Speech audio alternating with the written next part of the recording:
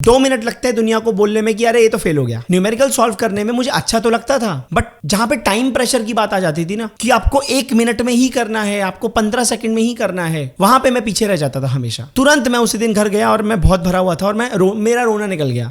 Because क्योंकि पैसे भर रखे हैं, फीस भर रखी है, तो फेसबुक पे लड़कियों को मैसेज करना, उनको डीएम करना, उनसे बात करना, किसी लड़की का रिप्लाई आ गया, फिर वो बात चल रही है, उसके बाद में स्कूल में भी किसी से बात चल रही है, घर के पास भी किसी से बात चल रही है। जब हम गए सेंटर पे पहुंचे, मैं उतरा, मैं अंदर गया और मैंने कहा कि मेरा एग्जाम है। मैंने अपना कुछ वो एडमिट कार्ड वगैरह दिखाया, उन्होंने कहा नॉट अलाउड। 95 सब्सक्राइबर्स मेरे हो गए थे। अचानक से घर में लड़ाई होती है कि ये तू क्या कर रहा है, तू पढ़ेगा नहीं, तू नौकरी नहीं करेगा, समझ नहीं आ रहा तेरा। जो चीज़ जितनी बड़ी सक्सेस आपको देगी वो उतनी बड़ी सैक्रिफाइस भी आपसे मांगेगी। ये बात हमेशा याद रखना। ये वीडियो बहुत इंपॉर्टेंट है बिकॉज इस पूरी वीडियो में मैं डिटेल में बात करूंगा कि एक इंसान के जीवन में फेलियर कैसे आता है, क्या क्या ऐसे रीजंस होते हैं, क्या ऐसी सिचुएशंस होती हैं जो एक आदमी को, एक लड़का या लड़की को फेलियर की तरफ लेके जाती है। एक ही सिक्के के दो पहलू होते हैं, यहां पे भी हैं, फेलियर, सक्सेस।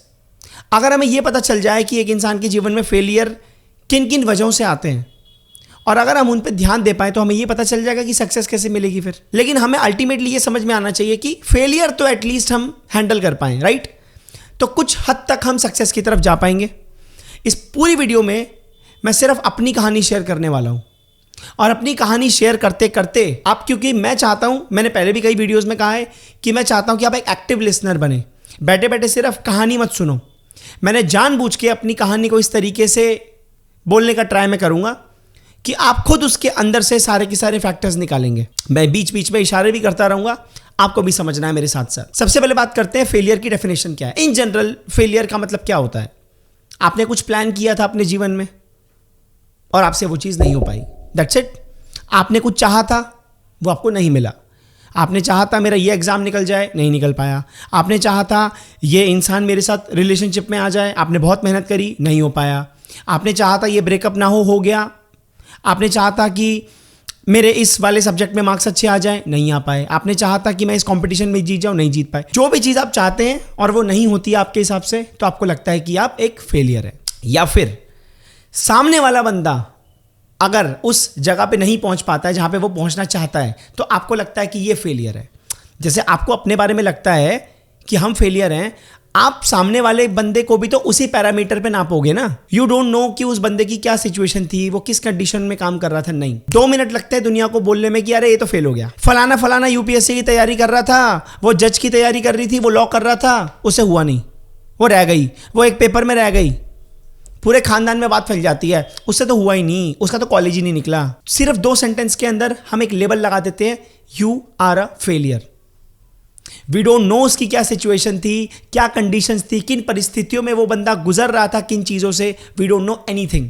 11th क्लास में मैंने आकाश इंस्टीट्यूट ज्वाइन किया था। जैसे कि हर कोई बच्चा 10th क्लास के बाद साइंस लेता है तो वो जेई एग्ज़ाम देता है ना, JEE mains, JEE advance, IIT के सपना होता है उसका। तो मैंने भी आकाश इंस्टीट्यूट में एडमिशन ले लिया। मैं अपनी मम्मी के साथ गया और उन लोगों ने अपना कोर्स बेचा। उन्होंने बताया कि ये देखो AIR1, AIR2 बड़ी बड़ी फ़ोटो लगी हुई हैं। तो मैं वहाँ गया, आई वॉज वेरी एक्साइटेड कि भैया साइंस ले ली है, अब जेई क्रैक करेंगे, एडवांस क्रैक करेंगे, अच्छा सा कॉलेज निकालेंगे, इंजीनियर बनेंगे।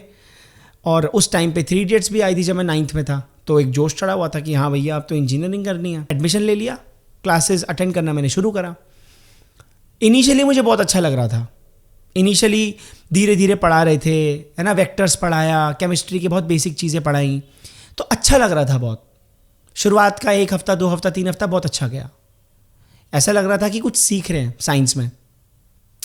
बट जब न्यूमेरिकल सॉल्विंग की बात आई, क्योंकि वीकली टेस्ट होने स्टार्ट हो गए थे, जैसे जैसे एक एक चैप्टर तीनों का खत्म हो रहा था, वीकली टेस्ट स्टार्ट हो जाते हैं।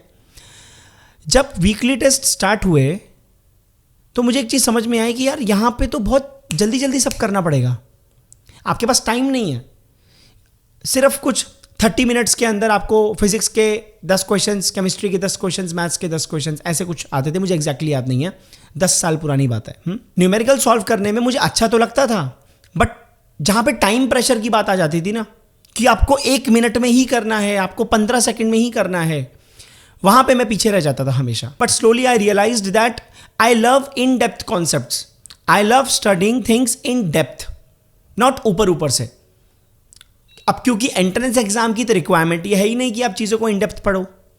एंट्रेंस एग्जाम में क्या है, this is the syllabus complete करो, टॉपिक्स पढ़ लो अच्छे से, सारे के सारे फॉर्मूला याद कर लो, मॉड्यूल लगाओ, न्यूमेरिकल्स लगाओ, मॉक टेस्ट दो, खत्म, यू आर डन। लेकिन मेरी आदत क्या थी, अगर कोई टॉपिक है तो मैं उसको पढ़े ही जाऊंगा। फिर उस टाइम पे हमारे टीचर ने बताया था, हेलिडे रेसनिक वॉकर करके एक बुक आती है फिजिक्स की, है ना, और केमिस्ट्री की भी आती है शायद, पीटर एटकिंस, वो सब खरीद करके पढ़ने लग गए भाई। अरे जो मॉड्यूल दिए हैं वो तो लगा लो पहले, 100-150 क्वेश्चन मॉड्यूल में, वो नहीं लगाए। हेलिडे रेसनिक वॉकर खरीद के ले आए फिजिक्स की, वहाँ से पढ़ रहे हैं डेप्थ में फिजिक्स, ग्राफ समझ रहे हैं। क्योंकि मुझे फिजिक्स में इंटरेस्ट आने लग गया था, मुझे मैथ्स में इंटरेस्ट आने लग गया था, but not just for numerical solving. मुझे इन डेप्थ चीज़ों को पढ़ने की आदत हो गई थी। जैसे जैसे मैं अपनी कहानी आगे बताता जाऊंगा ना, मैं हाईलाइट करता जाऊंगा पॉइंट्स को, तो ध्यान देना। तो अभी तक 2 चीज़ों को हाईलाइट करना है मुझे। पहला, सेल्फ एनालिसिस नहीं किया था मैंने अपना, और क्यों नहीं किया था ये आगे बताऊंगा। लेकिन अभी तक सेल्फ एनालिसिस नहीं किया था मैंने अपना। सेल्फ एनालिसिस का मतलब कि मेरी क्या खासियत है, मेरी क्या खूबियां हैं, क्या मैं इस लेवल पे हूं, जो चीज़ मैं पढ़ रहा हूं, am I capable of that, do I know कि ये चीज़ें हैं, क्या रिक्वायरमेंट है इसके लिए, कैसे, कुछ नहीं पता था। सीधा जंप मार दिया, 10th क्लास के बाद सीधा पहुंच गया भैया इंस्टीट्यूट, एडमिशन ले लिया। 1 लाख कुछ समथिंग की फीस थी 2 साल की, सीधा 11th-12th की वो पूरी दे दी। उस समय बहुत सस्ती फीस हुआ करती थी, अब तो काफ़ी महंगी हो गई है। दूसरी चीज़, प्रेशर हैंडल करना, क्योंकि 10th क्लास तक तो हमको क्या ही प्रेशर हैंडल, ट्यूशन जाते थे, पढ़ाई करते थे, टेस्ट देते थे, अपना हो गया। उस टाइम पे बोर्ड एग्जाम भी नहीं थे, उस समय पे CCE पैटर्न चला था। तो जो लोग 2015-2016 के आसपास जिन्होंने 10th कंप्लीट करी थी उनको पता होगा, उस समय CCE पैटर्न चला था, उस समय बोर्ड एग्जाम्स नहीं थे, तो टाइम का प्रेशर और ये सब था ही नहीं। तो उस टाइम पे 2 चीज़ें थी, एक सेल्फ एनालिसिस नहीं किया था मैंने अपना, दूसरा मुझे प्रेशर हैंडल करना नहीं आता। खैर वो तो किसी भी बच्चे को नहीं आता, बट स्टिल जितने बच्चे आकाश इंस्टीट्यूट में वहाँ पे या किसी भी कोचिंग इंस्टीट्यूट में, मैं सिर्फ एक ही का नाम ले रहा हूँ, किसी भी कोचिंग इंस्टीट्यूट में जो भी बच्चा इस उम्र में 17-18 साल की उम्र में जो भी बच्चा एंट्रेंस की तैयारी करता है, तो सिर्फ मेरी बात नहीं है, हर कोई बच्चा प्रेशर हैंडल नहीं कर पाता, ठीक है ना, बट कुछ कर जाते हैं।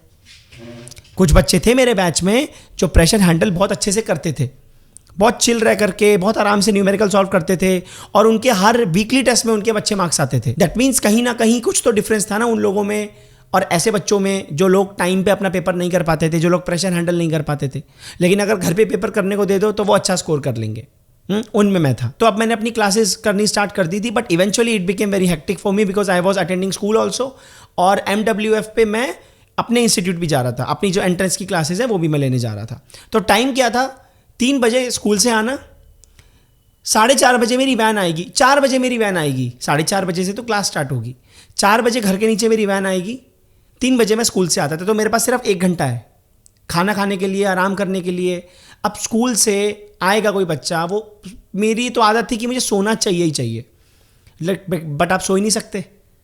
आधा घंटा सो लिया तो उठा दिया मम्मी ने, उठ तेरी वैन आने वाली है।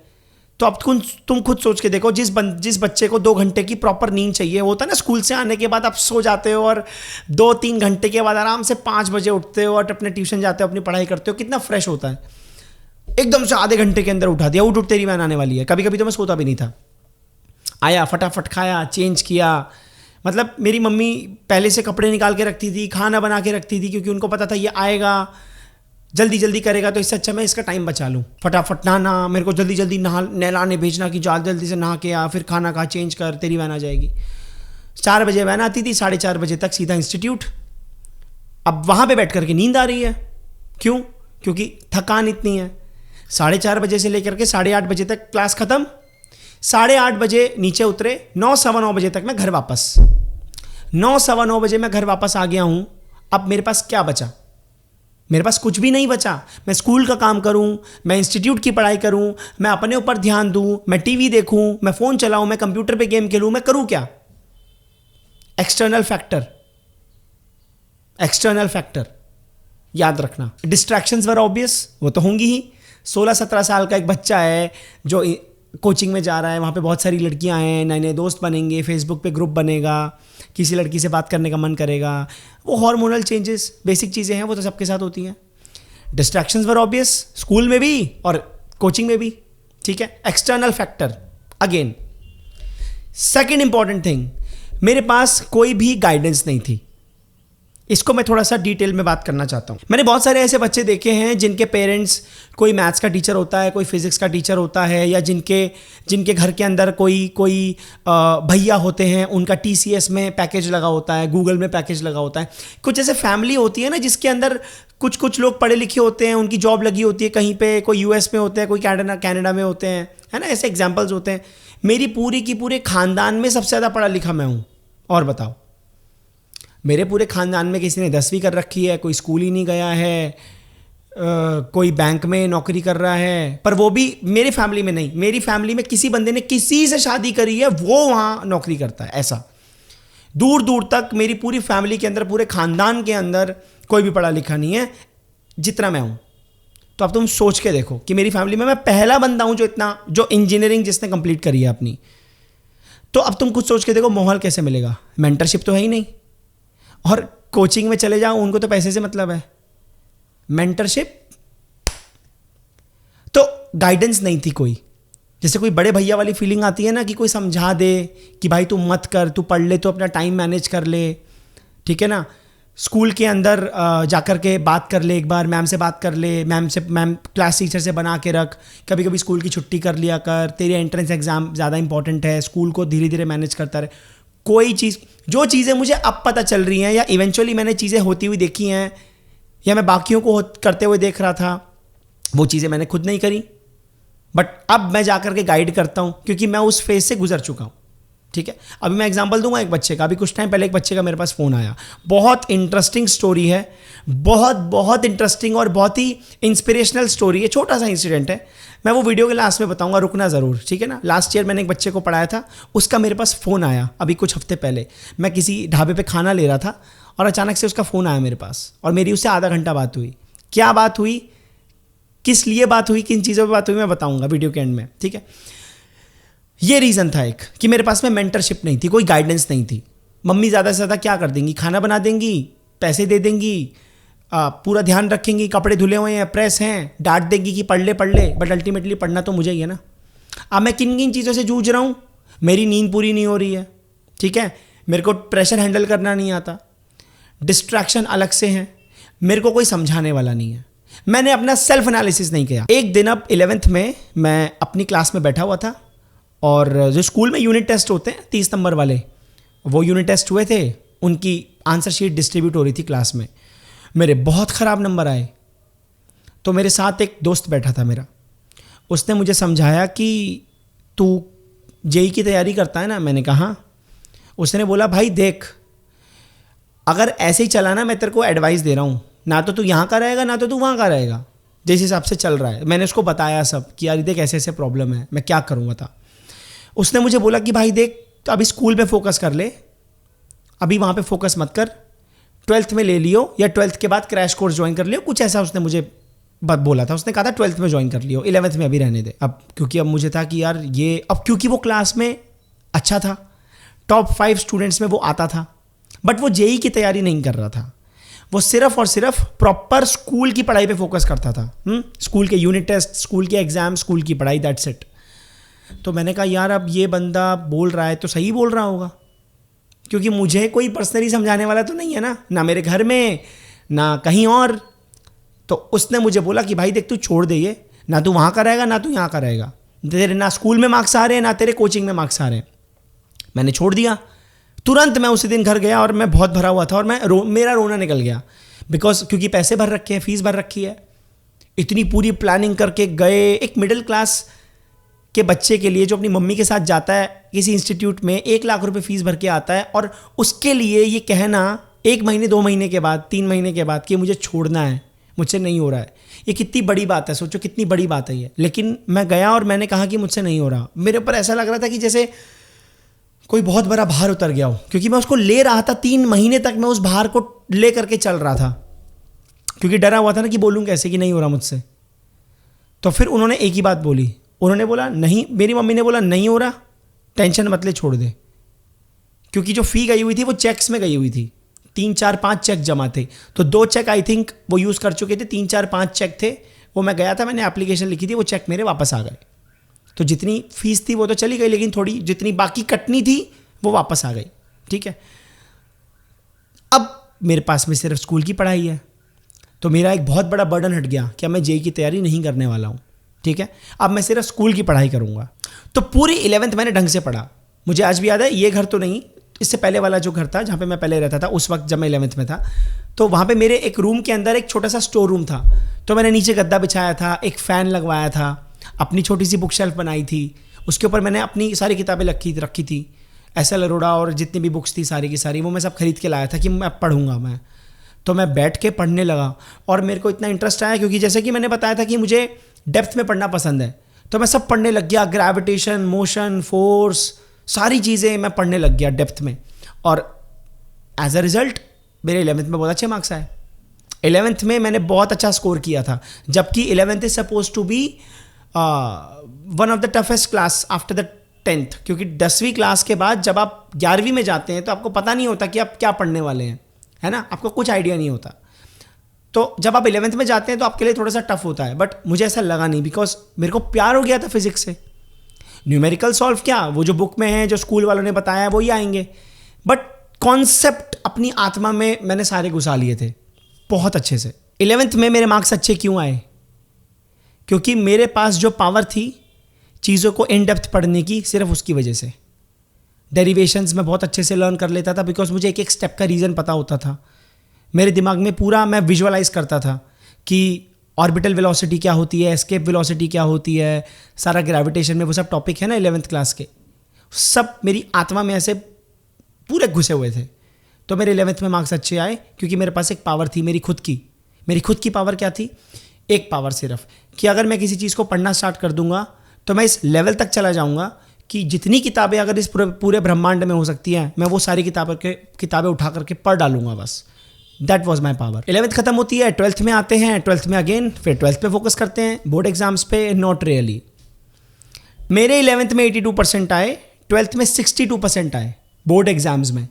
Can you even imagine? 11th is suppose to be tougher than 12th, because 11th में आपको पता नहीं होता है क्या क्वेश्चन पेपर बनेगा क्या नहीं।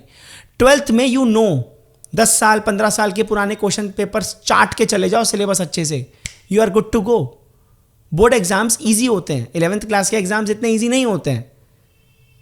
62% सोच के देखो। रीज़न, जब मैं 12वीं में पढ़ने लगा तो वही मेरा 11वीं वाला दोस्त, उसने मुझे बोला कि यार अब, क्योंकि जब मैंने आकाश छोड़ दिया था तो मैं कहीं तो पढ़ूंगा ना, तो इसने मुझे बोला कि जहाँ मैं जाता हूँ ना तू वहाँ पे आ जा। तो फिर फिजिक्स की भी मैंने, केमिस्ट्री की भी और मैथ्स की भी, तीनों की मैंने अपनी ट्यूशन लगा ली। एक सबसे चौंकाने वाली बात, 11th क्लास में मैंने कहीं ट्यूशन नहीं लगाई थी। मैंने अपनी पूरी 11वीं खुद पढ़ी है, खुद, और मुझे इस बात का गर्व है। मैंने 11th क्लास में कहीं ट्यूशन नहीं ली। साइंस ले करके 10th के बाद 11th क्लास में बिना ट्यूशन के 82% लाना, ब्रावो। बट 12th में मुझे लगा 12th बोर्ड है, मम्मी ने बोला 12th एग्जाम है भैया देखो कुछ, तो वो 11th क्लास का दोस्त जिसने मुझे एडवाइस दिया था कि इंस्टीट्यूट छोड़ दे और सिर्फ अपनी एंट्रेंस छोड़ दे और अपने स्कूल की बोर्ड एग्जाम्स पे फोकस कर, मैंने उसको बोला यार तू कहाँ जाता है? उसने बोला मैं तो यहाँ जाता हूँ। वही होता है, तू भी यहाँ जाता है तो फिर चलो हम भी चलेंगे।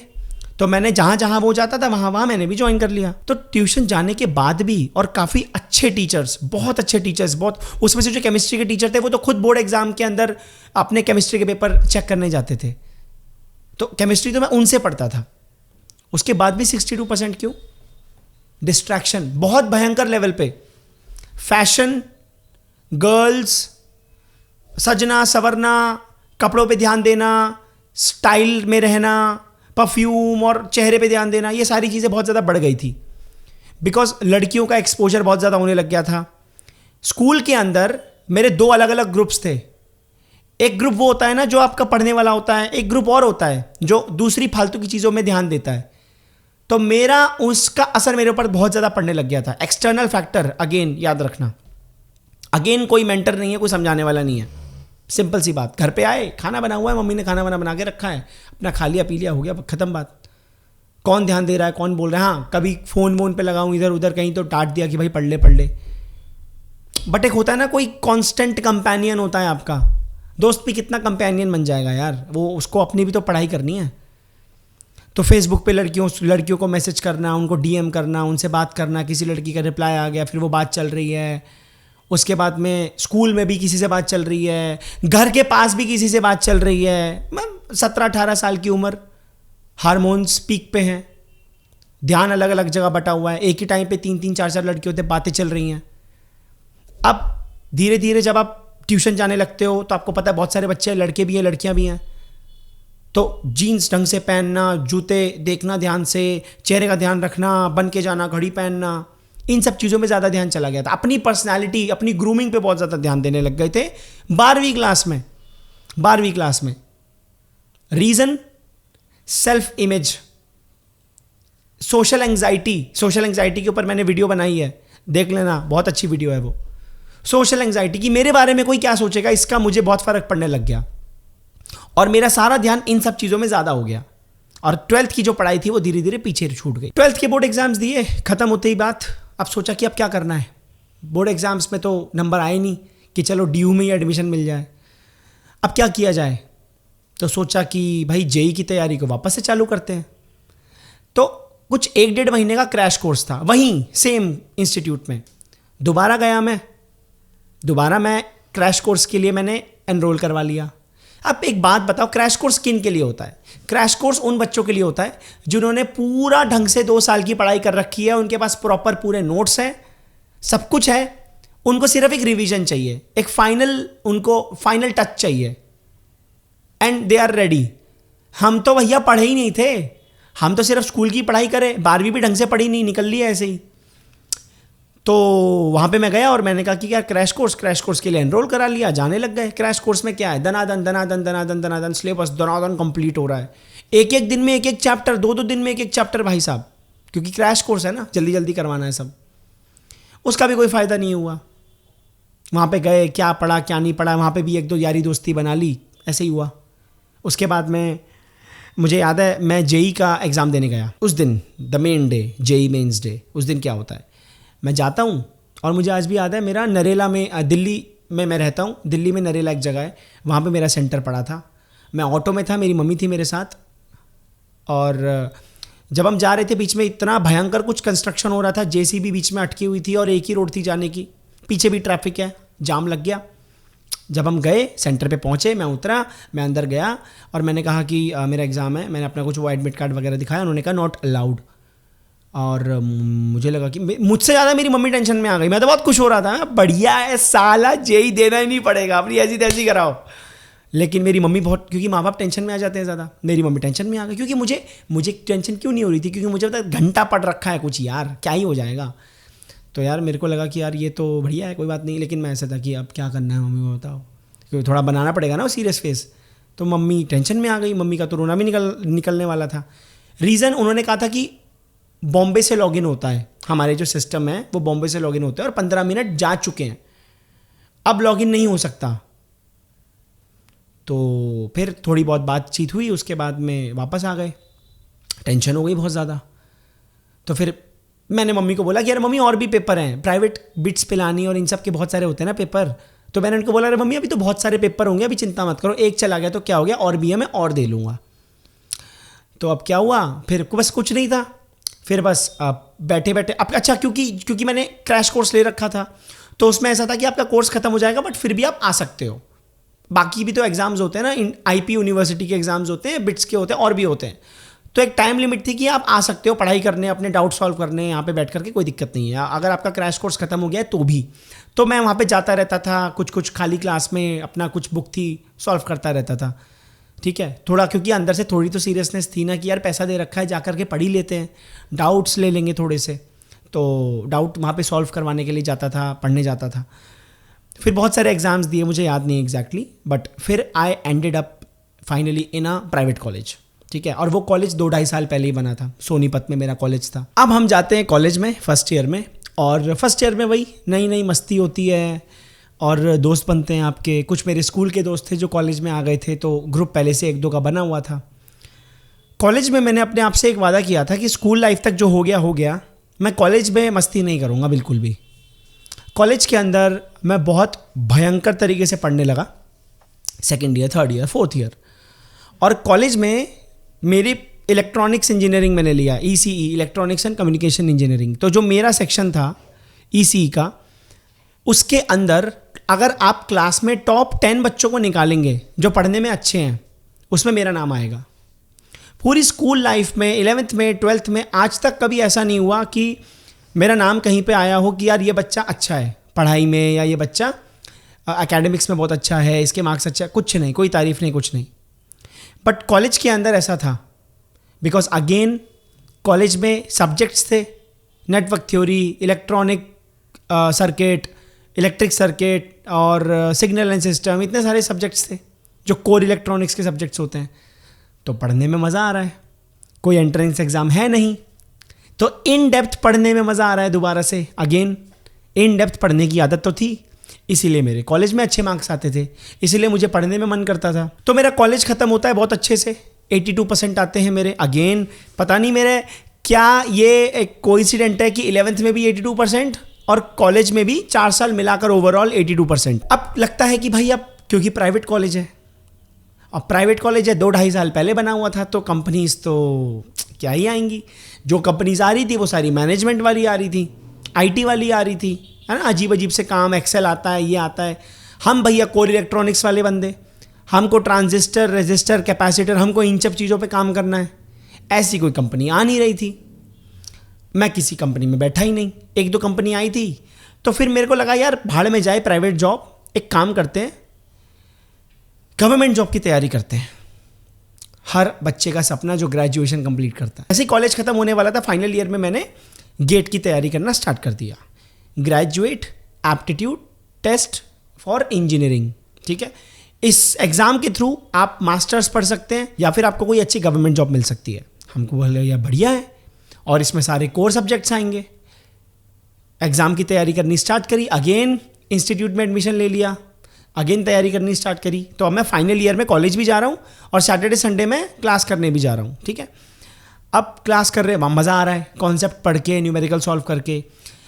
लेकिन अगेन वही पर्सनालिटी डेवलपमेंट और ध्यान था ही, अपने ऊपर ध्यान देना और अपनी पर्सनालिटी पे ध्यान देना, हम कैसे दिख रहे हैं, कैसे चल रहे हैं, इन सब चीज़ों पे। क्यों? सोशल एंग्जाइटी, बहुत ज़्यादा सेल्फ कॉन्शियस होना, एक्सटर्नल फैक्टर। अगेन वहाँ धीरे धीरे डिस्ट्रैक्शन होना स्टार्ट हो गया। वहाँ पे लड़कियों से बात करना, है ना। कॉलेज में इतना नहीं था, पर यहाँ जा कर के हो गया, बट स्टिल इतना नहीं था। आई वॉज वेरी सीरियस, क्योंकि यार अब एग्ज़ाम दे रहे हैं, अब दोबारा से अच्छे से तैयारी कर लो। तो तैयारी वैयारी करी, खूब मेहनत करी, लेकिन अगेन वही पुरानी कमी जो दबी हुई थी कि एंट्रेंस एग्ज़ाम के लिए तो हम बने ही नहीं है भाई। ये मैं तब की बात कर रहा हूँ ना। मुझे अंदर से एक चीज़ तो मुझे पता थी, जो मैंने फिर दोबारा वही गलती करी कि यार मैं एंट्रेंस एग्ज़ाम के लिए बना ही नहीं हूँ। अगेन वही प्रॉब्लम, जब मैं गेट एग्ज़ाम की तैयारी करता था तो इन डेप्थ पढ़ने लग जाता था, पर धीरे धीरे मुझे वापस अपने आप को पीछे लाना पड़ता था कि भाई ये पढ़ना नहीं है, ये टॉपिक नहीं है, ये सिलेबस का पार्ट नहीं है, छोड़ दो इसको, इस टॉपिक में इतना ही पढ़ना है, ज़्यादा अंदर मत घुसो, न्यूमेरिकल सॉल्व करो। तो पहले साल मैंने एग्ज़ाम दिए, मेरा नहीं हुआ। इसरो मैंने एग्ज़ाम दिया, इतने में कोविड आ गया था। मैंने इसरो एग्ज़ाम दिया, मैंने कुछ सवालों से बस मैं रह गया। उसके बाद फिर कोविड आ गया, तो कोविड में लगा यार क्या ही होगा, अब छोड़ो, रहने दो। तो फिर मैंने कोविड में सबसे पहले अपना यूट्यूब चैनल स्टार्ट किया था, और मुझे आज भी याद है, तब मैंने पढ़ाई वढ़ाई सब बंद कर दी थी, किताबें सब रख दी थी। मैं कहा देखेंगे, कोविड में मैं यूट्यूब पे वीडियोस बनाना स्टार्ट कर रहा था। बिल्कुल इसी टाइप की वीडियोस बनाता था, छोटी छोटी 5 मिनट की, 10 मिनट की। 95 सब्सक्राइबर्स मेरे हो गए थे। अचानक से घर में लड़ाई होती है कि ये तू क्या कर रहा है, तू पढ़ेगा नहीं, तू नौकरी नहीं करेगा, समझ नहीं आ रहा तेरा। मैं गुस्से में था, मैंने वो 95 सब्सक्राइबर्स वाला जो चैनल था मैंने डिलीट कर दिया। उसको मैंने डिलीट कर दिया। और जो लोग नया स्टार्ट करते हैं चैनल, उनको पता होगा कि शुरुआत के 100 सब्सक्राइबर गेन करना कितनी बड़ी बात होती है। 95 पे पहुंच गया था, मैंने डिलीट कर दिया, दोबारा कॉपी किताबें निकाली, दोबारा पढ़ना स्टार्ट किया, क्योंकि सब खुल रहा था धीरे धीरे। कोविड के बाद लगा कि चलो यार एग्ज़ाम देते हैं, 1-2 एग्ज़ाम और दिए। तब तक एक नोटिफिकेशन आता है कि भैया थोड़ा सा सिलेबस चेंज हो गया है, उसमें कुछ एडिशनल सब्जेक्ट्स ऐड हो गए हैं, और वो मैंने पढ़े नहीं थे, क्योंकि कोचिंग तो मैंने पहले ही कर ली थी ना गेट की, फाइनल ईयर में ही। उसके बाद फिर दोबारा वही हाल। धीरे धीरे फिर मुझे समझ में आ गया था कि यार कहीं कुछ गड़बड़ है। तो एक दिन ऐसा था कि मैं छत पे गया, that was the turning point of my life. मैं छत पे गया, छत पे मैं रात के कुछ 11-12 बजे के आसपास छत पे गया और मैं सुबह 4 बजे उतर के आया नीचे। ये 4 घंटे मैंने किया क्या? 4 घंटे मैंने अपने आप से सिर्फ ये सवाल किया कि आदि तुझे जीवन में करना क्या है, डिसाइड कर ले आज, अभी। और उसका बेसिस क्या था? अपने अंदर की जो मेरी वृत्तियां थी, मैंने पहले भी अपनी वीडियो में बात करी है, आपका जो इनर नेचर होता है उसको आप मैच करो किसी काम से, कि किन कामों से आपका इनर नेचर मैच होता है। मैंने मैच किया तो मुझे पता चला कि वो जो YouTube किया था ना मैंने, यार उसमें मज़ा आ रहा था, YouTube में मज़ा आ रहा था। अच्छा जी, अब YouTube में मज़ा आ रहा है तो क्या YouTube चलता रहेगा? कमाना भी तो है। कॉलेज ख़त्म हो गया, घर वाले बोलेंगे भाई अब क्या है, YouTube तो कब होगा, नौकरी करो, काम तो करो। फिर मैंने डिसाइड किया यार और क्या कर सकते हैं। फिर मैंने सोचा यार मुझे पढ़ाने में और पढ़ने में बहुत मज़ा आता है। कोई भी सब्जेक्ट पकड़ा दो, कुछ भी पढ़ लूँगा मैं। एस्ट्रोलॉजी, साइकोलॉजी, न्यूरो साइंस, कुछ भी पकड़ा दो, मैथ, साइंस, फिजिक्स, केमिस्ट्री, कुछ भी, मैं पढ़ने लग जाऊँगा। पढ़ना बहुत अच्छा लगता है। तो मुझे लगा यार एक काम करते हैं, YouTube चैनल दोबारा स्टार्ट करते हैं और पढ़ाना स्टार्ट करते हैं। तो मुझे आज भी याद है, मेरे घर के पास एक बहुत फेमस मेरे घर के पास मार्केट में एक बहुत फेमस स्टेशनरी की दुकान है, उनके बच्चे को मैंने पढ़ाया 10th में। सबसे पहला जो मैंने स्टूडेंट पकड़ा था, मैं उसके घर पे जाके पढ़ाने लगा। मुझे कुछ पैसे मिलते थे, मैं अपना खर्चा निकालता था और मैं थोड़ी बहुत मेरी पढ़ाई चल रही थी, क्योंकि मुझे था कि यार पढ़ते रहते हैं, अगर कोई एग्ज़ाम फॉर्म निकलता है तो एग्ज़ाम भर देंगे। थोड़ा मैं रिवीजन कर रहा था, but I was not completely into it. अब मैं अपना ज़्यादा से ज़्यादा टाइम यूट्यूब को दे रहा था और पढ़ाने में दे रहा था। धीरे धीरे वो जो पढ़ाई थी वो धीरे धीरे पीछे छूट गई। घर पे बहुत झगड़े हुए। ये वीडियो मेरे पर्सनल लाइफ को लेकर नहीं है, सिर्फ मैं अपनी एकेडमिक लाइफ को लेकर के बात कर रहा हूँ। एक वीडियो मैं बनाऊंगा 100 के सब्सक्राइबर जब हो जाएंगे, जिसमें मैं अपनी पूरी लाइफ के बारे में ही बता दूंगा, पूरा पर्सनल लाइफ, प्रोफेशनल लाइफ, सब पूरी की पूरी किताब खोल के तुम्हारे सामने रख दूंगा 100 के सब्सक्राइबर्स के बाद। तो अभी के लिए सिर्फ अपनी एकेडमिक लाइफ बता रहा हूँ, प्रोफेशनल लाइफ, पैसा कमाने वाली, करियर वाली, ठीक है। तो अब यहाँ पे क्या होता है कि मैं पढ़ाना स्टार्ट करता हूँ। धीरे धीरे अब लगता है कि यार इसको बढ़ाते हैं, फिर एक बच्चे से तो काम नहीं चलेगा ना, अब अगर करना ही है तो फिर इसको ढंग से करते हैं। तो फिर ये जो आप रूम देख रहे हो, अगर किसी ने मेरे व्लॉग्स जा कर के देखे होंगे तो उसमें उसको दिखा होगा कि यही सेम रूम है और मैंने यहीं कुछ कुर्सियाँ डाल करके कुछ बच्चों को पढ़ाना स्टार्ट किया। मेरे आसपास बच्चे आने लगे, क्योंकि रेकमेंड करने लगे कि यार वो टीचर है, वो बहुत अच्छा पढ़ाता है। तो धीरे धीरे बच्चे आने लगे। तो मैं ऐसे कैलकुलेट करता था कि यहाँ पे इतनी कुर्सियाँ लगा लूँगा, एक बच्चे से इतना पैसा लूँगा, मल्टीप्लाई करता था इतने बच्चों से तो बढ़िया है, 3 बैच रखूँगा, 50-60 हज़ार रुपये आ जाएगा। मज़ा है यार, ये तो मज़े ही मज़े हैं। यूट्यूब करो, 50,000 रुपये कमाओ, क्या जा रहा है। बट ऐसा नहीं होता है। जो आप प्लान करते हो और जो एक्चुअल में होता है उसमें बहुत बड़ा फ़र्क होता है। ऐसा हुआ ही नहीं। मुश्किल से 3-4 बच्चे आए, क्योंकि एक तो मैं रहता हूँ जहाँ पे वो 4th फ्लोर है, ऊपर से मैंने घर पे पढ़ाना स्टार्ट किया था तो किसी को पता नहीं है। 1 साल मैंने पढ़ाया ऐसे ही, कुछ बच्चों को बाहर, मतलब एक बच्चे को घर जा कर के, बाकी टाइम यहाँ पे इस मेरे कमरे में बच्चे पढ़ने आते थे, मैंने उनको पढ़ाया 11th 12th 9th 10th सब। उसके बाद फिर धीरे धीरे डिसाइड किया कि ऐसे तो काम नहीं चलेगा, अगर इसको बढ़ाना ही है, अब यही करना है अगर आने वाले 2-3 साल 4 साल तक, तो फिर एक काम करते हैं, एक ऑफिस लेते हैं, एक स्पेस लेते हैं, अपना इंस्टीट्यूट खोलते हैं, वहाँ पढ़ाते हैं। बीच में बहुत लड़ाई झगड़े चले, सब कुछ हुआ, बट मैंने पढ़ाना भी स्टार्ट किया, मैंने यूट्यूब भी स्टार्ट किया। उसके बाद मैंने ऑफिस लिया, फिर वहाँ पे पढ़ाना स्टार्ट करा। वहाँ पे मुझे अब 3 साल, this is my 3rd year जो मैं वहाँ पढ़ा रहा हूँ। तो 3-4 बैच में वहाँ पढ़ा चुका हूँ, 2 बैच में यहाँ पढ़ा चुका था, तो ऑलमोस्ट 4-5 साल हो गए मुझे पढ़ाते। अब इस दौरान मैंने वो सब किया जो मुझे अच्छा लगता था पढ़ना, psychology, neuro science, spirituality, meditation, सब पे धीरे धीरे अपना ध्यान देना स्टार्ट करा, किताबें पढ़नी स्टार्ट करी, अपने आप को एक डायरेक्शन देनी स्टार्ट करी। क्यों? क्योंकि मुझे पता था ये है मेरी inner calling, this is my interest, these are my things which I love, और मैं इन पे ही काम करके कुछ तो करूंगा, और मैं कुछ नहीं कर सकता, मेरे को और कुछ नहीं आता। हाँ, धीरे धीरे अपनी आदतें बदलना, अपने ब्रेन को डेवलप करना, ताकि आप और चीज़ें कर सकूं, क्योंकि ज्ञान अर्जित करने का तो शुरू से ही चुल थी।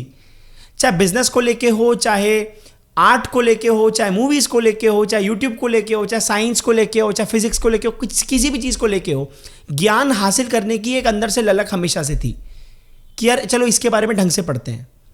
तो ऐसा तो कभी नहीं हुआ कि आलसी हैं, बट हाँ कोई भी ऐसी चीज जो क्विक है, बहुत क्विक, मतलब जल्दी करो जल्दी मिलेगा, उस चीज में पता नहीं मेरा इंटरेस्ट कभी गया नहीं। जैसे कि मैं अगर एंट्रेंस एग्जाम की बात करूं, लेकिन आज इतने सालों के फेलियर्स के बाद और एक्सपीरियंसेस के बाद आज मेरी सिचुएशन ऐसी है कि अगर मैं अपने आप को ढंग से 1 साल दे दूं या यूट्यूब वगैरह सब बंद करके 1 साल में किसी भी एग्जाम यूपीएससी को दे दूं, तो मुझे पता है मैं क्रैक कर लूंगा। मुझे अपने ऊपर पूरा भरोसा है, because I know the mechanics, now I know. तो ऐसा नहीं है कि इंसान अपने आप को बदल नहीं सकता, एक समय होता है, वो इंसान का एक समय बीत, एक मेंटल मैच्योरिटी होती है। कुछ बच्चों की बहुत पहले आ जाती है, कुछ बच्चों की बहुत बाद में आती है। तो आज की डेट में मेरी सिचुएशन ऐसी है कि अगर मैं लॉ का एग्जाम दूंगा तो मैं क्रैक कर लूंगा, यूपीएससी दूंगा तो मैं क्रैक कर लूंगा, बिल्कुल कर लूंगा। टाइम के साथ साथ आपको एक्सपीरियंस आता है, फेलियर्स के साथ साथ आप चीज़ों को समझते हो, आपने क्या गलतियां करी, और क्योंकि उन गलतियों से मैंने काफ़ी सारे बच्चों को मार्गदर्शन किया, उनको समझाया, मैंने जो चीज़ें मैंने फेस करी हैं मैंने उनको मना कराया कि ये चीज़ तुम मत करना। क्योंकि हमेशा से मुझे चाहिए था कि यार कोई ऐसा भैया टाइप हो ना जो मुझे समझाए, ना कोई बड़ा भाई, ना कोई बड़ी बहन, ना घर में कोई समझाने वाला। तो मुझे धीरे धीरे ये रिस्पॉन्सिबिलिटी फील होने लगी कि यार जो भी बच्चा मेरे से पढ़ने आएगा और 10th के बाद जिसको भी कुछ एंट्रेंस एग्जाम जैसा कुछ एग्जाम देना है, तो मैं उसको आगे से आगे बढ़ के समझाऊंगा कि भाई देख ये चीज़ें हैं, ये रियलिटी है, ये सब होगा। नाउ आप अपने पेरेंट्स के साथ डिसाइड करो क्या करना है। अभी तक इस पूरी कहानी में मैं बार बार 2 चीज़ों पर ज़्यादा फोकस कर रहा था, इंटरनल फैक्टर और external factor, reasons of failure. Internal factor का मतलब क्या, मुझे इन डेप्थ पढ़ने की आदत थी। मैं वो बच्चा था ही नहीं जो 1 मिनट में न्यूमेरिकल सॉल्व कर ले प्रेशर के अंदर। मैं अभी भी कह रहा हूं, मैं एंट्रेंस एग्जाम के सख्त खिलाफ हूं। ये एक इतनी बड़ी स्टेटमेंट मैं पास कर रहा हूं ना, बहुत सारे इंटेलेक्चुअल समझदार, कोई टीचर होगा, कोई बड़े लोग सुन रहे होंगे, कोई बच्चा सुन रहा होगा, कोई आईआईटी में जाने वाला सुन रहा होगा, सब मुझे गाली देंगे। लेकिन एंट्रेंस एग्जाम एक ऐसी चीज है जो एक भेड़ चाल है, कट थ्रोट कंपटीशन, ब्लडशेड है, ब्लडशेड। कितने बच्चे ऐसे खाई में गिरते हैं कुत्ते की तरह, कुत्ते बिल्लियों की तरह एक दूसरे को नोचते हुए कि मैं आगे जाऊंगा, आईआईटी रैंक 1 रैंक 2। इसका रीजन क्या है, सरकार ने ऐसी व्यवस्थाएं नहीं बनाई कि भारत की शिक्षा प्रणाली को इतना अच्छा किया जाए कि बच्चों के अंदर 12.5 लाख बच्चों के अंदर कोई कंपटीशन की भावना ही ना हो। कंपटीशन का मतलब क्या, प्रतिस्पर्धा का क्या मतलब है, आपको एक दूसरे से लड़ना है। एक दूसरे से लड़ाई तो जा रहा है, और क्या हो रहा है, कोचिंग्स में जाना, ऑनलाइन कोचिंग में जाना, एक दूसरे से ज़्यादा मार्क्स लेके आना। तेरी रैंक पीछे हो गई क्योंकि तेरे आधे नंबर से कम हो गया, नेगेटिव मार्किंग हो गई है, तेरा 1 रैंक ऊपर आ गया है, तुझे आईआईटी बॉम्बे मिल जाएगा सीएस के अंदर, मुझे आईआईटी खड़गपुर मिल रहा है। ये क्या है, ये कुत्ते बिल्लियों की लड़ाई नहीं है तो क्या है। ये सारी की सारी जो कमी है, ये सारी की सारी हमारे शिक्षा प्रणाली, एजुकेशन सिस्टम, हमारा समाज, ये सब चीज़ें मिल करके बनी हैं। क्यों ही जाना है आईआईटी में, और ऐसे कॉलेजेस और ऐसी यूनिवर्सिटीज़ क्यों नहीं बनाई जा सकती जिसमें ज्ञान मिले। आईआईटी में जाने के लिए भी बच्चा पहले एक अलग ही दौड़ में जाता है। अच्छे मेडिकल कॉलेज में जाने के लिए बच्चा पहले अलग 2 साल की तैयारी करता है। क्यों, उस कॉलेज में जाने के लिए पहले 2 साल की लड़ाई अलग, फिर उस कॉलेज में जाकर के पढ़ने के बाद अच्छा डॉक्टर बनने की लड़ाई अलग। तो कुछ बनने के लिए लड़ना क्यों पड़ रहा है। मेरी सबसे बड़ी प्रॉब्लम यहां पे ये है, मुझे इस चीज से बहुत नफरत है। I hate entrance exams. अब क्योंकि एंट्रेंस एग्जाम लेना पड़ेगा, क्योंकि इतने सारे बच्चे हैं, सीट्स लिमिटेड हैं, तो उनको उन सीट्स में ऐसे कैसे भर लोगे आप कॉलेज में बच्चों को, लिमिटेड सीट्स हैं, तो कोई तो प्रोसेस होगा ना। That process is entrance exam, as simple as that. ऐसे बहुत सारे बच्चे हैं जो ज्ञान लेना चाहते हैं, जो फिजिक्स से प्यार करते हैं, जैसे मैं था, मुझे फिजिक्स से प्यार था, मुझे साइंस से प्यार था, मुझे मैथ से प्यार था, बट क्योंकि मुझे उस प्रोसेस से गुजरना पड़ेगा। यहां पे एक बच्चे की कैपेबिलिटी जज की जाती है, क्या भाई तेरी औकात नहीं है, आया बड़ा इंजीनियर बनेगा, जेई मेन तो क्रैक नहीं हुआ। तो मुझे इस चीज से सबसे ज्यादा प्रॉब्लम है कि आप एक बच्चे का टैलेंट या एक बच्चे की कैपेबिलिटी इस बात पे कैसे जज कर सकते हो कि उसका कोई एग्जाम क्रैक नहीं हुआ। क्या वो पढ़ने की क्षमता नहीं रखता? बिल्कुल रखता है। क्या वो साइंटिस्ट नहीं बन सकता? बिल्कुल बन सकता है। जस्ट बिकॉज उसका एक एग्जाम क्रैक नहीं हुआ, क्योंकि वो चीज़ों को डेप्थ में पढ़ना चाहता है, वो उसकी आदत नहीं है चीज़ों को जल्दी जल्दी जल्दी जल्दी जल्दी जल्दी करने की। मेरी नहीं थी, मैं तो ऐसा नहीं था, अगर मैं सिर्फ अपनी बात करूँ तो रीजंस ऑफ फेलियर में इंटरनल फैक्टर में मैं क्या बात कर रहा था? If you are not completely into it, you are not going to make it. ये मैं आपको सीधी बात बोल रहा हूं मुंह पे। अगर आप एक चीज के अंदर पूरी तरीके से नहीं घुसे हुए हैं, completely into it, like completely into it, वो चीज आपसे नहीं होगी। आप उस चीज में कभी सक्सेस हासिल नहीं कर पाएंगे। एक्सटर्नल फैक्टर, जिस पे मैं बार बार इशारा कर रहा था अपनी पूरी कहानी में। एक्सटर्नल फैक्टर का मतलब, एक बच्चा या एक व्यक्ति जब किसी चीज में फेल होता है ना, तो इंटरनल फैक्टर से ज्यादा एक्सटर्नल फैक्टर बहुत मैटर करते हैं। अगर मैं अपनी कहानी से तुम्हें एक्सटर्नल फैक्टर निकाल के दिखाऊं, तो मेरे पास कोई गाइडेंस नहीं थी, मेरे पास घर में कोई बड़ा नहीं था मुझे समझाता। शायद मुझे कोई समझाता कि भाई तू अपना टाइम बना ले, भाई तू अपना टाइम टेबल बना, शेड्यूल बना, मैनेज कर, ये सब चीज़ें बंद कर। कोई मुझे समझाए कि देख इस तरीके से कर, उस तरीके से कर। मुझे कुछ नहीं पता था। जैसा मैं दूसरों को करते हुए देख रहा था, वैसा वैसा मैं कर ही जा रहा था खुद ही, कि हाँ अच्छा ये यहाँ जा रहा है, यहाँ जा रहा है, चलो हम भी चलते हैं, हम ये पढ़ लेते हैं। अच्छा ये चैप्टर कंप्लीट कर रहा है, चलो हम भी कर लेते हैं। मेरे पास कोई गाइडेंस नहीं थी। दूसरी बात, ये सोशल एंग्जाइटी धीरे धीरे आने लग गई। अपना चेहरा बहुत ध्यान में रखना है, अपने कपड़े बहुत ढंग से पहनने हैं, क्योंकि लड़कियां आती हैं तो जज करेंगी। इन सब चीज़ों पे ज़्यादा ध्यान चला गया, तो पढ़ाई से ध्यान हट गया। अब कोई समझाने वाला नहीं था कि अबे इन सब चीज़ों से कोई फ़र्क नहीं पड़ता, बुद्धि होनी चाहिए, ज्ञान होना चाहिए। कोई ऐसा मोटिवेट करने वाला था नहीं। शुरू से मुझे था कि यार कोई तो होना चाहिए था, बट कोई बात नहीं, if I am not there I am here. तो अब मुझे ये रिस्पॉन्सिबिलिटी, मुझे ये जो यूट्यूब चैनल है ना, ये मैंने बस वो सब अपने एक्सपीरियंसेस जो मुझे याद आते हैं, वो सब चीज़ें सोच के मुझे लगा कि यार ये मेरी रिस्पॉन्सिबिलिटी है। नाउ मैंने जो सीखा, जो एक्सपीरियंस किया, जो फेलियर्स हुए, वो मैं जो मुझे बड़ा भैया चाहिए था, कोई ऐसा समझाने वाला, मुझे लगा कि चलो अगर मैं तुम लोगों के काम आ सकता हूँ तो मैं ज़रूर आना चाहूँगा। एंड नाउ इसीलिए मैंने डिसाइड किया कि मैं वेबिनार्स करूँगा। अभी अगस्त से ही मैं स्टार्ट कर रहा हूँ।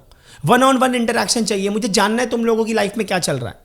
मेरा इंस्टाग्राम भरा पड़ा है, लिटरली 500 1000 डीएम। किन किन को मैं एड्रेस करूं?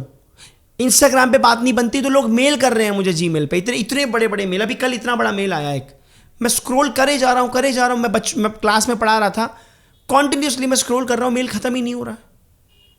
तो मुझे वेबिनार रखना है, हर टॉपिक पे मुझे वेबिनार रखना है। माइंडसेट के ऊपर, माइंड के ऊपर, न्यूरोसाइंस के ऊपर, फोकस के ऊपर, पढ़ाई के ऊपर, जो भी चीज़ पे मेरी एक्सपर्टीज़ है, मेरा एक्सपीरियंस है, जो किताबें मैं पढ़ चुका हूं, जो ज्ञान मुझे है, जो मुझे लगता है कि इन लोगों को ये चीज़ पता होनी चाहिए और मैं शेयर करना चाहता हूं, वो सब मैं करने के लिए तैयार हूं।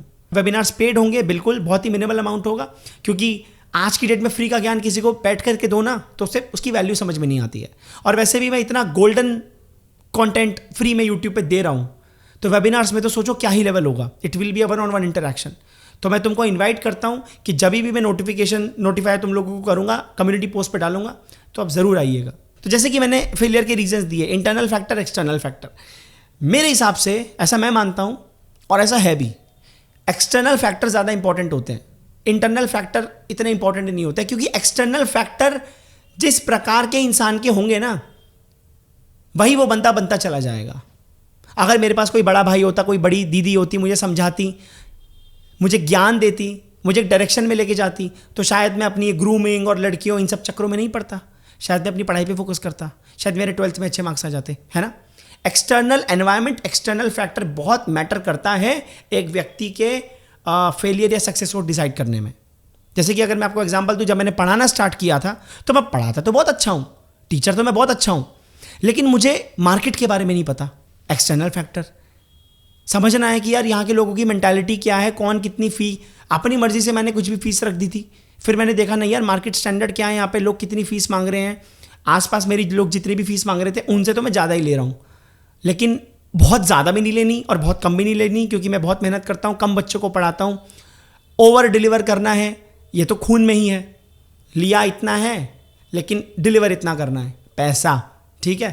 तो सेकंड चीज़ is, sometimes you are good at something, but उसको मोनेटाइज करने के लिए ना आपका एनवायरनमेंट वैसा होना चाहिए। आपका फैमिली सिचुएशन क्या है, आप बहुत अच्छे हैं लेकिन आपकी फैमिली अलाउ नहीं कर रही है, फेलियर आएगा ही आएगा, है ना। आप बिजनेस में जाना चाहते हैं, सोशल मीडिया पे जाना चाहते हैं, आपका एनवायरनमेंट कैसा है, आप किन लोगों से घिरे हुए हैं। मेरी एक फ्रेंड है, मैं उसके बारे में जानता हूँ, वो सोशल मीडिया पे बहुत कुछ करना चाहती है, लेकिन उसके घर वाले पता है क्या बोलते हैं, हमें तो कुछ ना मिलने वाला भाई तेरे ये यूट्यूब से, तेरे इंस्टाग्राम से। उसे कुछ अपने कमरे में कुछ काम करवाना होगा, पेंट कराना होगा, थोड़ा सा बैकग्राउंड चाहिए, लाइट चाहिए, नहीं, छुप छुप के वीडियो बनानी पड़ती है। तो कैसे सक्सेस मिलेगी? नहीं मिलेगी, बहुत मुश्किल है। जहाँ सक्सेस 6 महीने में मिलनी होगी वहाँ सालों लग जाएंगे।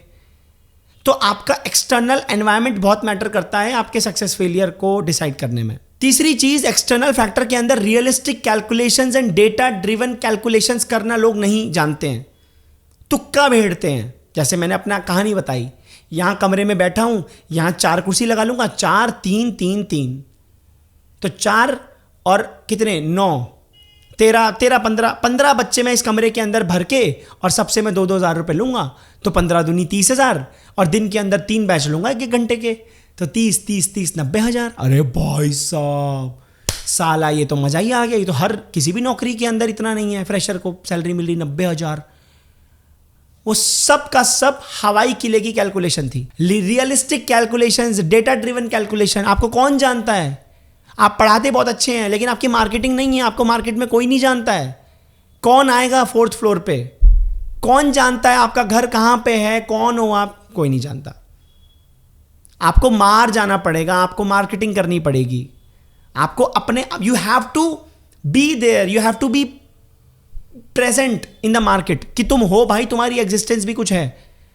डेटा ड्रिवन कैलकुलेशंस करना, रियलिस्टिक कैलकुलेशंस करना बहुत बहुत बहुत इंपॉर्टेंट है, कि आप जहां पे जा रहे हैं, जिस फील्ड में जा रहे हैं, वहां पे कौन लोग हैं, वहां पे क्या कंपटीशन है, कितना कंपटीशन है, क्या है। अगर मैं अपनी बात करूं तो मुझे कि मतलब मेरे पास बच्चे आएंगे नहीं आएंगे इस चीज़ का तो मुझे डर था ही नहीं, क्योंकि अंदर गूदा होता है ना जब कुछ लोगों में किसी चीज़ का, जैसे तुम्हें भी पता होगा, हर व्यक्ति के अंदर ना एक ऐसी चीज़ होती है जिसको पता होता है कि अबे वो एक आता है ना, जैसे MS धोनी का एक सीन था, जब वो अपना क्या बोलते हैं, क्रिकेट मैच हो रहा होता है, तो वो जो सुशांत सिंह राजपूत का जो उसने रोल निभाया है MS धोनी का, उसने, तो वो कहता नहीं है कि मैं सब संभाल लूंगा बस तू रन आउट मत करा दियो। दैट मीन्स उसको पता है कि वो क्या है। तो ऐसे ही मुझे पता था कि पढ़ाने की तो टेंशन ही नहीं है, बात ये थी कि बच्चे कैसे आएंगे। तो धीरे धीरे अपने कार्ड छपवाना, पेरेंट्स से बात करना, ये सब किया, ठीक है। तो सबसे बेस्ट चीज़ जो मेरी क्या थी, जा करके मैंने कार्ड नहीं बांटे, मैं खड़ा बस अपने विजिटिंग कार्ड छपवा करके मैं खड़ा हो गया था। बस विजिटिंग कार्ड मैंने अपने छपवा लिए थे, जा करके पोस्टर बांटना और ये सब मैंने नहीं किया। मेरे को बहुत सारे लोगों ने बोला कि जाओ अपनी पूरी मार्केट के अंदर अपनी एडवर्टीजमेंट करो, कुछ नहीं होता इससे। जिसके पास ज्ञान होगा उसके पास दुनिया चल के आएगी। थोड़ा सा टाइम लगा बट मामला सॉर्ट हो गया। क्यों? क्योंकि एक बच्चे को पढ़ाया, इतना भयंकर तरीके से पढ़ाया, उसको ऐसी फीलिंग आने लग गई कि मैं टीचर के पास जा ही नहीं रहा, मेरा तो कोई दोस्त है जो मुझे पढ़ा रहा है, मेरे तो बड़े भैया हैं। तो वहां से मार्केटिंग चालू हो गई। Marketing cost 0, word of mouth फैल रहा है ना, कि हम तो यहाँ जाते हैं, बहुत अच्छा पढ़ाते हैं, चलो वहाँ चलते हैं। ऐसे करते करते करते करते बात फैल गई। तो अब मार्केट के अंदर जानते हैं लोग मुझे, पेरेंट्स बहुत सारे जानते हैं मुझे, पता नहीं कहाँ कहाँ से बच्चे पढ़ने आते हैं मेरे पास में। अगला important external factor, self belief या सेल्फ फेथ। अपने ऊपर भरोसा होना चाहिए कि मैं इस काम को करने में माहिर हूं और मैं ये काम कर लूंगा, मुझे पता है मैं ये काम कर लूंगा। अंदर से आवाज आती है, हल्का सा भी मन के अंदर, हल्का सा भी इधर से इधर भी शिफ्ट नहीं होता इस थॉट का कि शायद हो पाएगा क्या। जहां पे शायद आ गया ना, वहां आप देख लो गड़बड़ है। मुझे अपने पर पूरा भरोसा था, मैं पढ़ा तो बहुत तगड़ा लूंगा भाई। लेकिन अब यहीं पे कभी कभी क्या होता है, आपके आसपास के लोग आपको डिमोटिवेट करते हैं कि नहीं नहीं ये चीज़ तुझसे नहीं होगी, या ये चीज़ तेरे बस की नहीं है। फैमिली के अंदर बहुत सारे लोग डिमोटिवेट कर देते हैं, दोस्त मना कर देते हैं, है ना। वहां पे आपको उन लोगों को पकड़ करके उनसे सवाल पूछना है कि आप ऐसा क्यों कह रहे हो, बहुत आराम से, बहुत पोलाइटली, कि आपने कहा कि मेरे बस की नहीं है, या मैं नहीं कर पाऊंगी या कर पाऊंगा, आप ऐसा क्यों कह रहे हैं। अब अगर तो वो बंदा उस फील्ड का है, एक्सपीरियंस्ड है, तो उससे बैठ करके बात करो। वो तुम्हें ढंग से समझाएगा, लॉजिक बताएगा, तुम्हारी कमियां निकालेगा, नंबर्स देगा, डेटा देगा कि देखो ये सारे पॉइंट्स हैं, इस वजह से मुझे लगता है कि अभी तुम इस चीज़ को नहीं कर पाओगे। इस बात समझ में आती है? लेकिन अगर कोई भी उठा करके आ गया, तुम्हारा फलाना चाचा मौसा फूफा तूपा, तुम नहीं कर सकते बेटा, गुटखा खाओगे तुम, उठाओ चप्पल और मुंह ही मुंह पे बजाओ उसके। अबे तुझे कोई एक्सपीरियंस नहीं है, कोई एक्सपर्टीज नहीं है, मुंह उठा करके कुछ भी। और ज़्यादातर डिमोटिवेट करने वाले यही होते हैं। एक्चुअल में जिनको कुछ पता होता है ना, वो इस तरह से बात नहीं करते। ये फैमिली वाले ही होते हैं, रिश्तेदार। हाँ उन्होंने किया था नहीं हुआ, इन्होंने किया था नहीं हुआ। अबे तू ये बता ना, तू बोल कैसे रहा है? ये तुझे कोई एक्सपीरियंस है, कोई एक्सपर्टीज है? तो फिर भगा दो, सुनो ही मत। कभी भी तुमको कोई ऐसा फालतू बोलता है ना, तो उससे पूछा करो, पहले ये देख लिया करो कि यार ये कौन है, क्या है। अगर तुम्हें लगे ना कि यार ये मेरी फील्ड का है, तो अच्छा एक चीज़ यहाँ पे और हो सकती है, क्या पता उसको लग गया हो कि तुम उसके कंपटीशन बन सकते हो उसी फील्ड में, मैं भी तुमको वो डिमोटिवेट कर रहा हूँ। तो ये चीज़ तो वक्त के साथ साथ आती है। अगर तुम पकड़ लिए इस चीज़ को कि यार ये बंदा मुझे मना क्यों कर रहा है, मुझे डिमोटिवेट क्यों कर रहा है, कहीं ऐसा तो नहीं है कि इसको ये लग रहा है कि मैं इसका कंपटीशन बन जाऊंगी आगे जाके, या बन जाऊंगा कंपटीशन आगे जाके जॉब में या कॉलेज में, इसलिए ये मुझे ऐसा बोल रही है।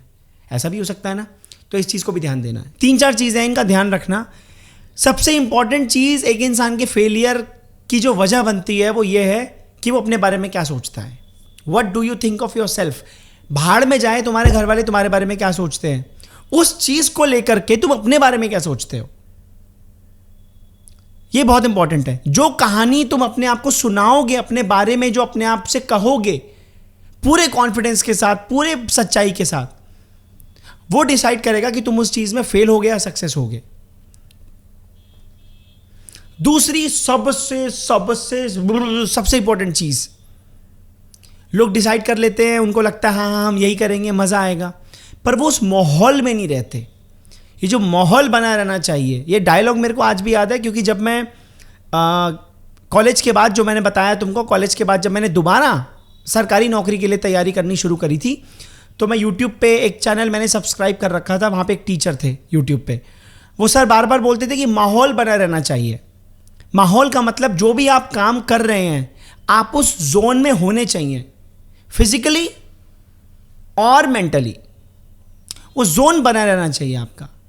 अगर आप किसी चीज़ के, देखो शुरुआत में मैं कोई स्पिरिचुअलिटी को यहाँ पे बीच में नहीं लेके आना चाहता, है ना, क्यों आदमी का मन शांत रहना चाहिए, हर बार मन दौड़ता रहता है, ये सब चीज़ें नहीं। जब एक आदमी कुछ चीज़ हो, किसी चीज़ को जीरो से बिल्ड करने की कोशिश करता है ना, कोई बिजनेस, कोई यूट्यूब चैनल, तो उसके दिमाग में वो सारी चीज़ें चलती रहनी चाहिए जब तक वो अपने उस मुकाम पे नहीं पहुंच जाता। वरना कर्म कैसे करेगा अगर विचार ही नहीं होगा? तो बिना विचार कर्म पॉसिबल ही नहीं है। तो वो विचार चलते रहना चाहिए। आप घर पे हैं, फिजिकली प्रेजेंट है, मैं वीडियो बनाता हूं तो बना रहा हूं, अभी फिजिकली प्रेजेंट हूं। अगर मैं बाहर कहीं पे घूम रहा हूं तो भी मेंटली मेरे दिमाग में कुछ ना कुछ चलता रहता है कि यार अभी मैंने कुछ देखा, वहां से क्या सीखा, अच्छा और क्या चीज़ है जिस पे मैं वीडियो बना सकता हूँ, और कोई ऐसी चीज़ है मेरी लाइफ का कुछ एक्सपीरियंस, कुछ ऐसा, वो चलता रहता है। अच्छा और कुछ नया मैं क्या कर सकता हूँ लाइफ में, वो चलता रहता है 24 घंटे। माहौल बने रहना चाहिए। आप किसी फील्ड में जाना चाहते हैं, आप उसमें दिन में कितना टाइम दे रहे हैं, ये मैटर करेगा कि आप उस चीज़ में फेल होंगे कि सक्सेस होंगे। जो चीज़ जितनी बड़ी सक्सेस आपको देगी वो उतनी बड़ी सैक्रिफाइस भी आपसे मांगेगी। ये बात हमेशा याद रखना। एक दिन में अगर आपको उस चीज़ को अचीव करने में 5 घंटे लगाने पड़ेंगे तो 5 घंटे लगाइए। वो माहौल बना रहना चाहिए। एंट्रेंस एग्जाम में माहौल बना रहना चाहिए। 3 घंटे की बैठ करके पढ़ाई करिए तो 2 घंटा मार्केट में भी जा रहे हैं तो वो चीज़ें चलती रहनी चाहिए। फिजिक्स के कॉन्सेप्ट, न्यूमेरिकल्स, गाड़ी उड़ रही है, इतना फ्रिक्शन है, वो सब चलते रहना चाहिए। माहौल बना रहना चाहिए, चाहे फिजिकली चाहे मेंटली। तीसरी चीज़ है data driven, numbers driven analysis करना बहुत बहुत इंपॉर्टेंट है, क्योंकि ये दुनिया ऐसे नहीं चलती है कि कुछ भी सोच लिया और कुछ भी हो जाएगा, ऐसे नहीं होता है।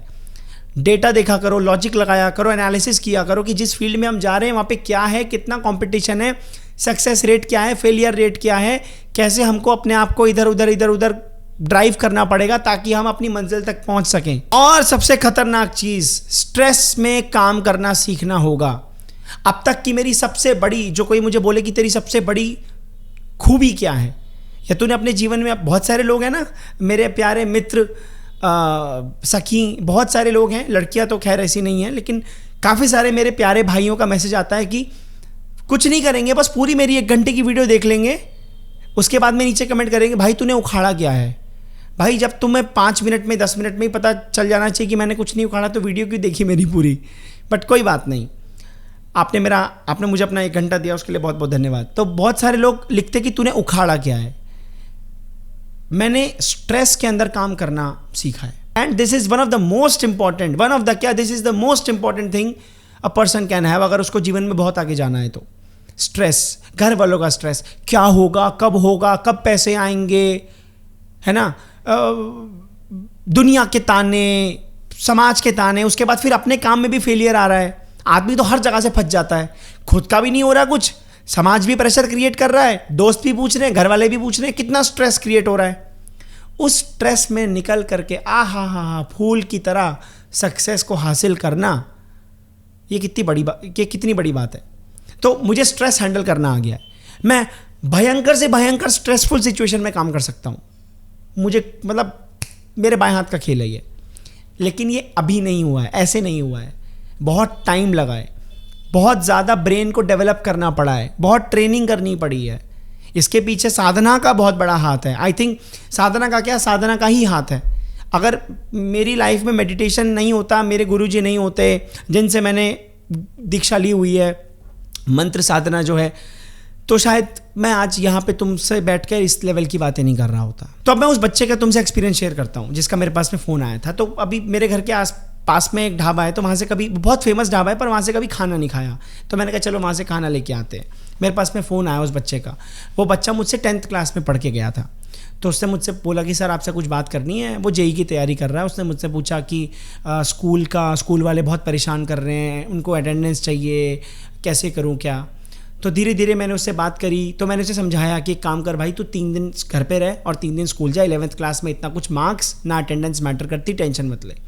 उसने बोला कि पेरेंट्स भी सपोर्ट कर रहे हैं। सबसे अच्छी बात थी, पेरेंट्स सपोर्ट कर रहे हैं अपने बच्चे को कि कोई बात नहीं बेटा, तेरे 11वीं में नंबर नहीं आए और अटेंडेंस पूरी नहीं हुई तो भी कोई दिक्कत नहीं है। एक्सटर्नल फैक्टर, मैंने बोला था ना, एक इंसान के फेलियर में इंटरनल फैक्टर से ज़्यादा कि वो खुद कैसा है, इससे ज़्यादा मैटर करता है कि उसका एक्सटर्नल एनवायरनमेंट कैसा है। एक्सटर्नल एनवायरनमेंट अच्छा होगा ना, बच्चा खुद अंदर से बदल जाएगा। एक्सटर्नल एनवायरनमेंट उसको एक ये मिल गया कि उसके मम्मी पापा सपोर्ट कर रहे हैं कि कोई बात नहीं बेटा, तू हफ्ते में 3 दिन छुट्टी मार, घर पे बैठ के जेईई की तैयारी कर, कोई दिक्कत नहीं है। फिर उसने मुझसे पूछा सर ऑफलाइन जाऊँ कि ऑनलाइन जाऊँ। मैंने कहा बेटा देख, ऑफलाइन तो तू रहने दे, क्योंकि एक्सपीरियंस था, टाइम वेस्ट हो जाएगा बेटा तेरा। तो उसने बोला ऑनलाइन फिर 2-3 है, मैं डिसाइड करके ले लूँगा कोई। उसने कोई अच्छा सा कोई कोर्स ले लिया कहीं से, उसके बाद में वो पढ़ने लगा। तो उस बच्चे ने मुझे बोला कि सर आप ना 11th में मुझसे वो पढ़ता नहीं है, अब वो अपनी तैयारी कर रहा है। तो उसने मुझे बोला कि सर आप एक काम कर सकते हो, आप मुझसे फ़ीस ले लेना। उसकी मम्मी ने भी मुझे बोला सर आप पैसे ले लेना, लेकिन आप प्लीज़ ना आप ना मेंटली इसके साथ बने रहो, क्योंकि ये घर में अकेला है, पढ़ता है तो कभी कभी टाइम बर्बाद कर देता है। उस बच्चे ने आकर के मुझे खुद बोला कि सर आप ना हफ्ते 2 हफ्ते में मुझसे पूछते रहा करो कि कितना हो गया, कितना क्या हो गया, कितना सिलेबस हो गया, कितने न्यूमेरिकल्स लगा लिए, कितना पेंडिंग है। उससे मेरे ऊपर डर बना रहेगा। खुद ने उसने मुझे फ़ोन करके बोली ये बात, मुझे बहुत अच्छा लगा। अभी कल ही मेरी उससे बात हुई है, तो मैं उससे पूछ रहा था कि भाई कितना सिलेबस हो गया, केमिस्ट्री में कितना हो गया, फिजिक्स में कितना हो गया, मैथ्स में कितना हो गया, कितने न्यूमेरिकल्स लगा लिए, कितना पुराना पेंडिंग बैकलॉग है, कब तक कंप्लीट होगा। ये सारी चीज़ें मैं उससे पूछ रहा हूँ। उसको ये भी नहीं लगना चाहिए ना, बेचारा खुद से तो बोलेगा नहीं कि सर आपने पूछना बंद कर दिया, अजीब लगता है ना। तो मेरी खुद की रिस्पॉन्सिबिलिटी है अभी ये। तो जब तक अब उसका एग्ज़ाम नहीं आ जाता, अभी वो 11th में है, अभी पूरा 12th है, तो 1 साल 1.5 साल तक कॉन्टीन्यूसली मुझे इस बात का ध्यान रखना पड़ेगा कि मुझे हर 2-3 दिन में उससे बात करनी है। उसकी मम्मी कहने का पहले बोला आंटी पैसे का मैं क्या करूँगा, इसमें क्या पैसे की बात है, मुझे हफ्ते में 2-3 बार उससे बात करनी है कॉन्टीन्यूसली। उसकी मम्मी ने मुझसे आधा घंटा 40 मिनट बात करी थी, क्योंकि उनको बहुत टेंशन हो रही थी, क्योंकि हफ्ते में 3 दिन स्कूल जाना है, 3 दिन छुट्टी है, तो पूरा दिन खाली है, तो टाइम वेस्ट तो करेगा ही बच्चा।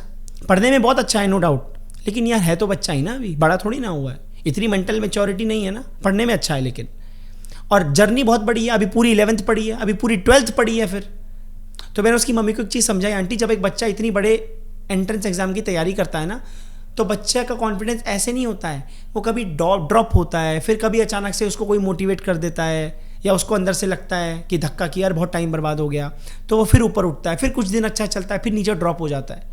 तो मैं इस चीज़ का ध्यान रखूंगा आंटी कि मैं उसको बार बार उठाता रहूं जब भी वो गिरे। वो सारी चीज़ें जो मुझे नहीं मिल पाई फॉर एनी रीज़न, मैं पूरी कोशिश कर रहा हूं कि मैं इन बच्चों से बात करूं, तुम लोगों से बात करूं। जो चीज़ मेरे साथ नहीं हुई वो तुम्हें मिलनी चाहिए। एंट्रेंस एग्जाम के कोर्स का अपडेट मैं दे देता हूं, मैं अपनी हर 2-3 वीडियो में अपडेट देता रहूंगा। 30-40% तैयारी हो चुकी है, अभी कोर्स शूट नहीं किया है, अभी नोट्स तैयार कर रहा हूं, डायग्राम्स और बहुत सारी चीज़ें हैं, बहुत सारी टेक्निक्स हैं, बहुत सारी टिप्स हैं न्यूरो साइंस को लेकर, साइकोलॉजिकल लेवल पे सारी चीज़ों को कनेक्ट करके बहुत सारी चीज़ें मैं उसमें कोर्स के अंदर डालूंगा। तो मैं उसके नोट्स प्रिपेयर कर रहा हूँ अभी। तो 30-40% प्रोग्रेस हो चुकी है जो मैं कोर्स लेके आऊँगा।